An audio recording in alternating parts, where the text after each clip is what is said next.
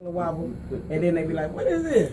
I've heard a lot of DJs have actually told me that when they play it, like this DJ in Chicago said he played it somewhere, and then they started giving them some funny looks because it was a Christian event. Yeah. But then once they started hearing the lyrics, then they started jamming and dancing and got into it. Now that's the truth, because I can say that for the venue, the venue, that every time we play it, you know, they bum rush the stage for it, because I believe that even the Christians still want to have a good time. They don't want to just be, you know, you can't win a lot of people with Amazing Grace, because it's a new season now, it's a new era. And so Paris and I was talking about it this week, that we call, some of it is called trap gospel, like you've got I Love God. And people are saying, is that going too far with gospel music? But what do you think about that?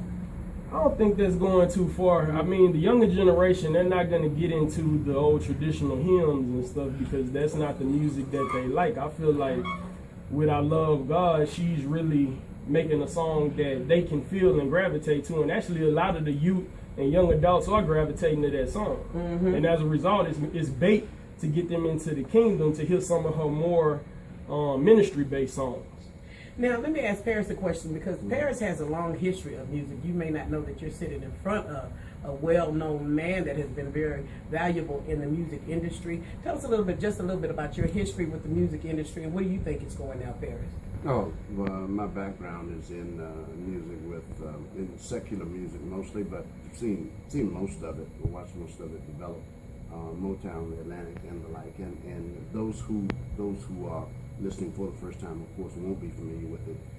So it's not really a story about it's not my personal autobiography. It's just to say that I worked in the industry for over 40 years in one capacity or another, as a disc jockey and as a marketer.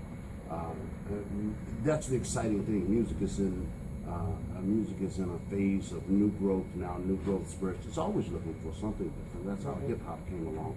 And now there are other things. I was sitting there thinking, as you were doing this, marketers are going to have to find, you are opening new frontiers for people who really want to remain in the music business. They are looking for other avenues.